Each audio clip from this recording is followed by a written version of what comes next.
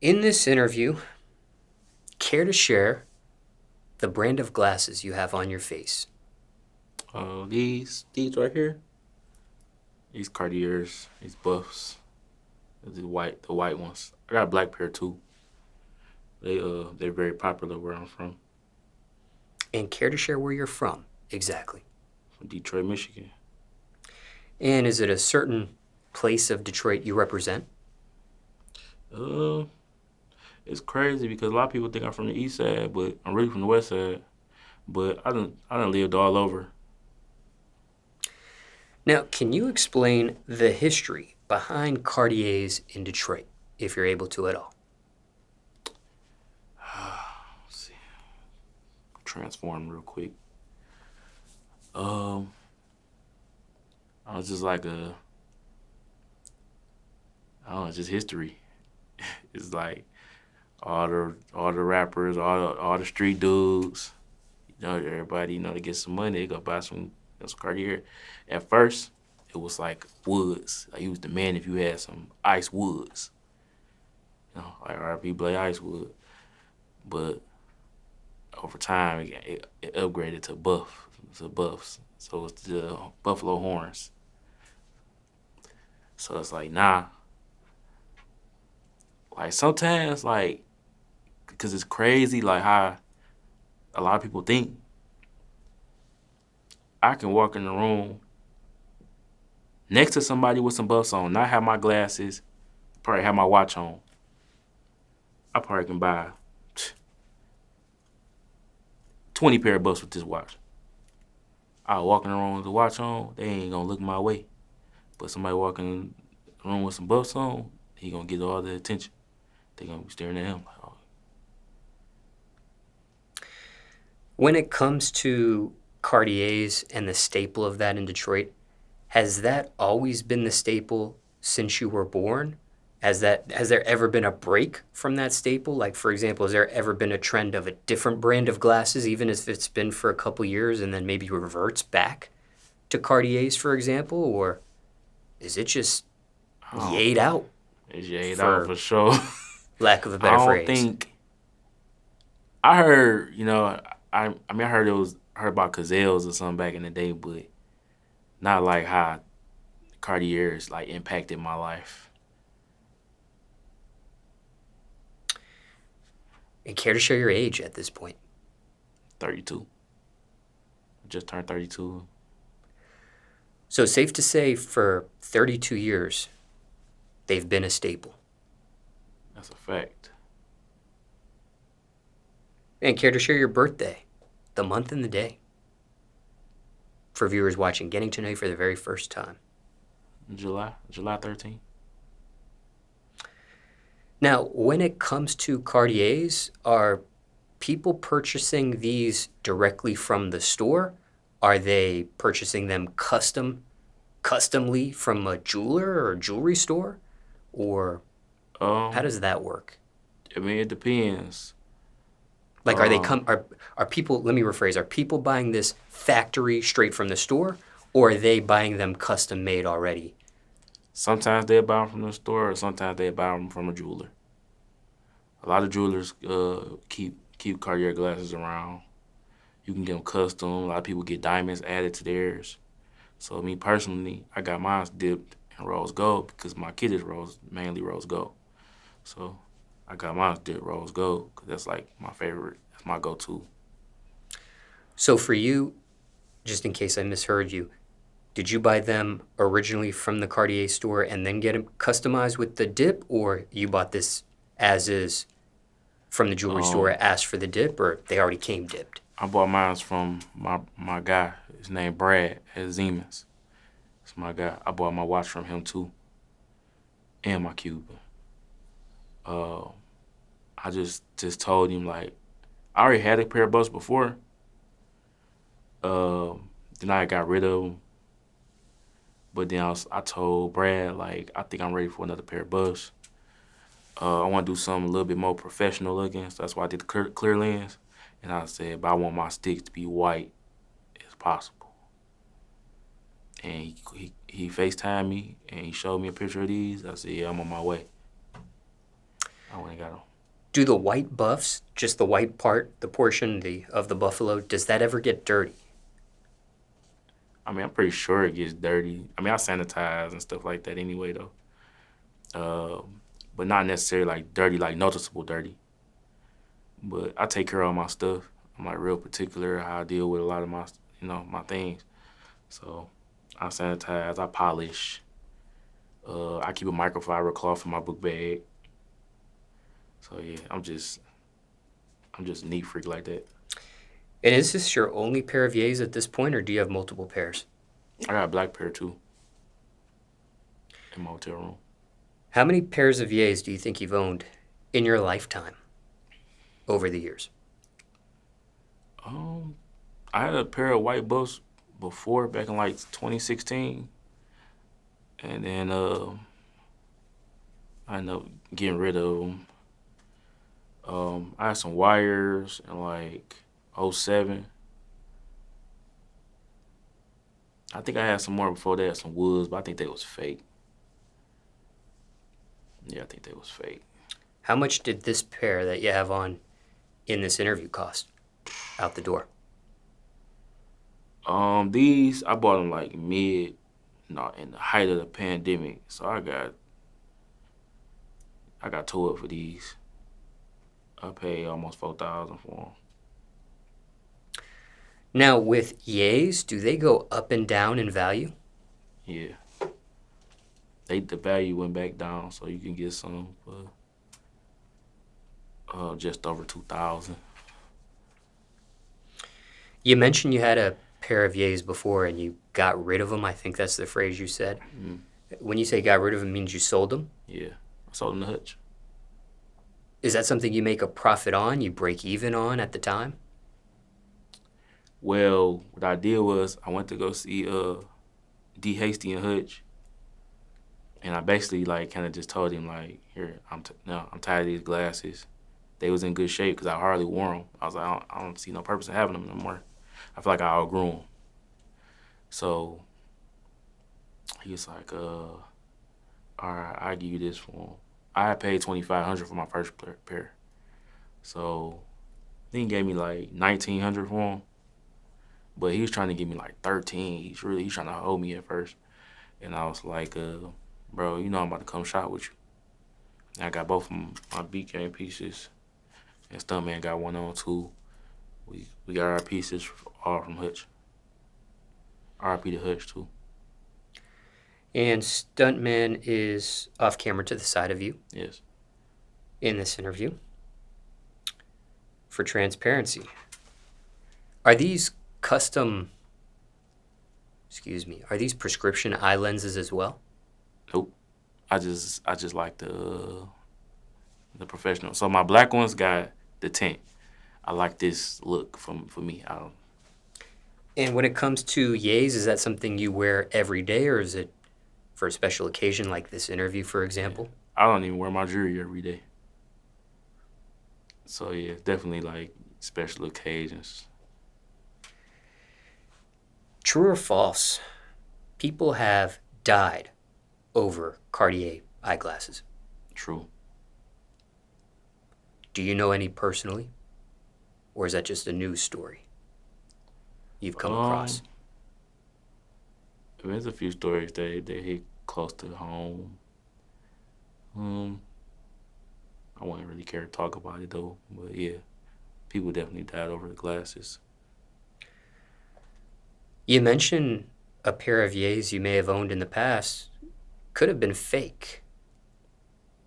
Yeah, I know they was fake. You bought them fake? Yeah, and the person who sold them to me, I got on their ass too. So you didn't know they were fake at first, then you found out and then got upset about it? Yeah. What ended up happening in that situation? I went to their doorstep and told them these glasses is trash, and I want my paper back. And were you granted that refund? Or it's on the floor. Yeah, I got my refund back. How'd you find out they were fake at that time in your life? All right, so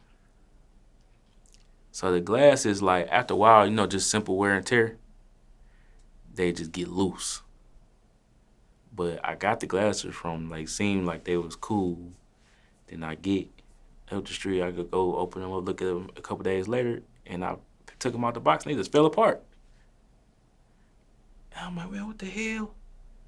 So then I took them to one of my homeboys who be fixing them and stuff.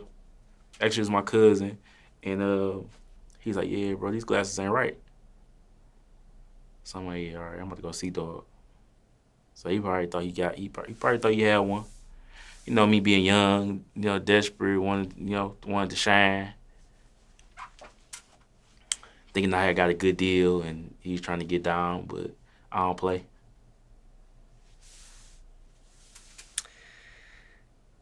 Now, someone watching this, just getting into Cartier eyeglasses, how can you spot the real from the fake? Are you personally able to spot it? Yeah, I can spot them a mile away. I can spot them a mile away. What's the hit?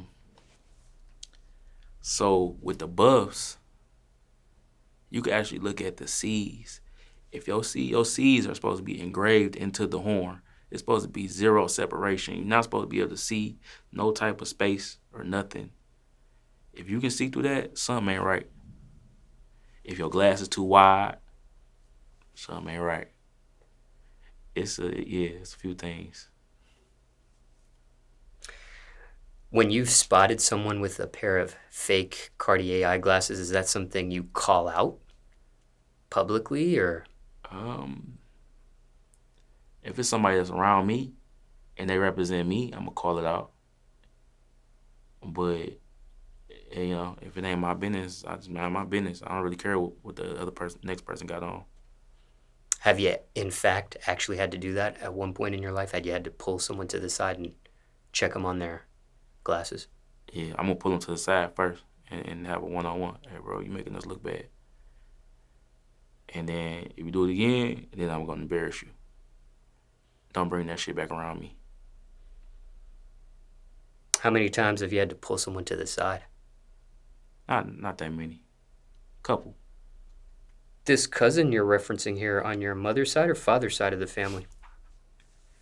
It's my mom's side. I don't know a lot of people on my father's side.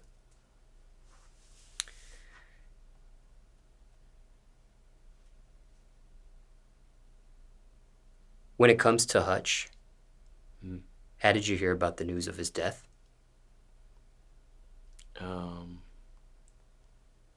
Instagram. It's crazy because